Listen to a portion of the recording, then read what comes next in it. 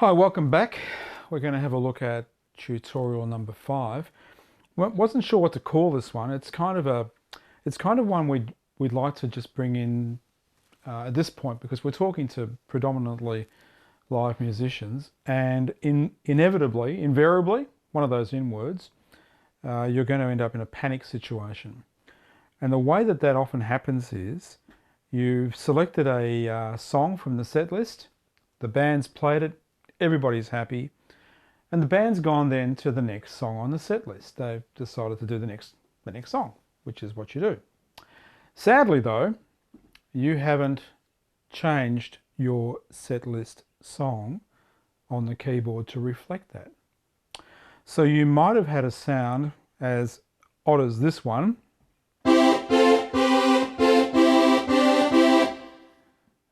Pretty awful.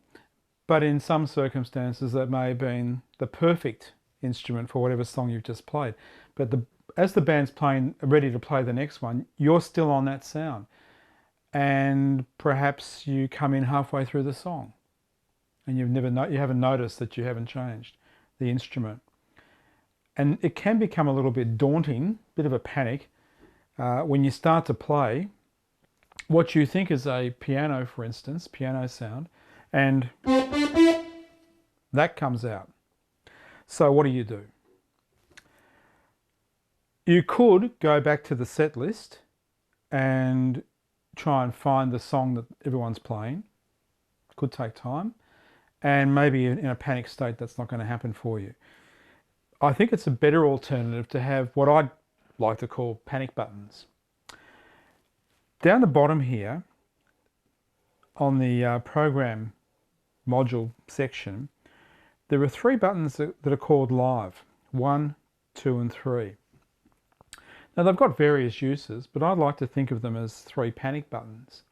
And I'm going to show you how to program each of these buttons so that wherever you are, whatever these lights and dials and things are doing, if for any reason you find yourself in a situation live where the sound that comes out when you hit the keys just isn't right, for whatever reason, you know that you've got a bit of a safety net here. You can hit one of these buttons and you'll end up with a sound that you know.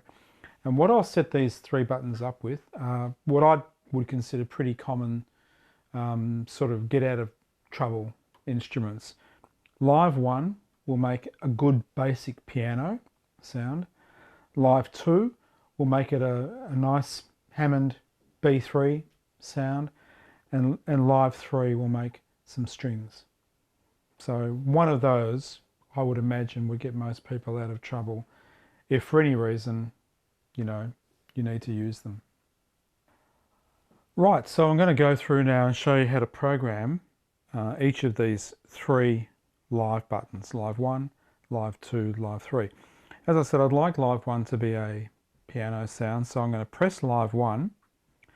Comes up here on the program menu, and I want it to be a piano. So I'm selecting piano in the lower part. I've got no splits, so it doesn't matter whether it's lower part or upper part, the entire keyboard will be some sort of piano sound because I haven't selected a split point.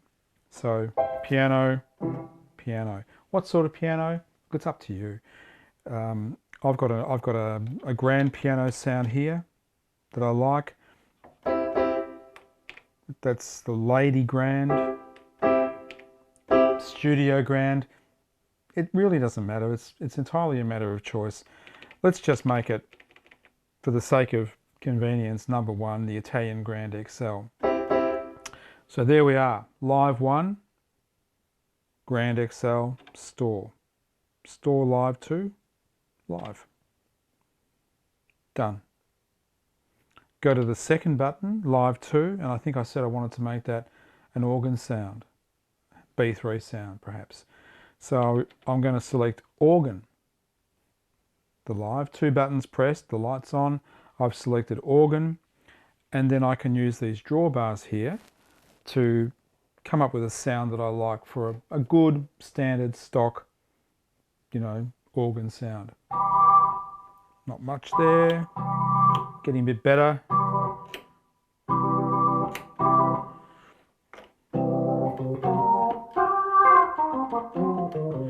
That 4 down, 5 up combination is a pretty common thing you see for some Hammond players if they want to get that sort of standard stock B3 sound. There's lots of things you can do with this instrument to make it different, but I'm just going to leave it at that because, as I said, it's just an average get out of trouble organ sound that's going to suit most situations. So once you've selected the drawbars where you'd like them, you've selected Live 2, so it's going to happen there. Then I just press the store button, store Live 2, Live 2. Done. So we've got Live 1, the piano that we selected, Live 2, the organ we selected, and Live 3 will be a string sound. Now when we go to Live 3, to find the strings, we have to go to the synth section. So I've selected synth. As I said, I've happened to select it on lower. I could have done it on upper. It doesn't matter which of these, upper or lower, you select the instrument. As I'm just repeating myself, because you haven't selected a split point. So it's going to be for the entire range of the keyboard. So some strings. I happen to know that 11 is a string sound.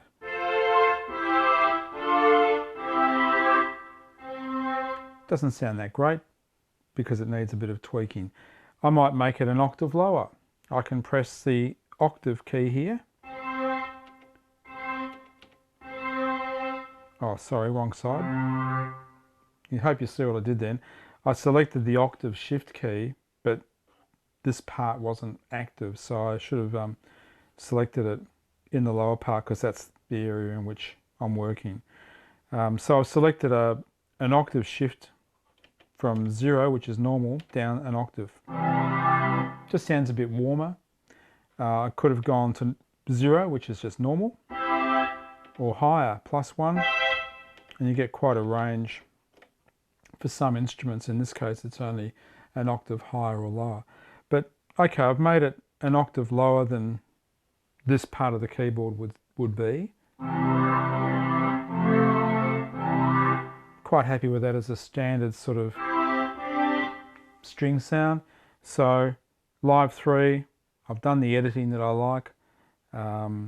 So I just select store, press it again, and I've stored that string sound to Live 3, and I've made it an octave lower. So a little bit of editing there, so you can do all that. So what have I got? Live 1, piano, Live 2, the B3 organ sound, and Live 3,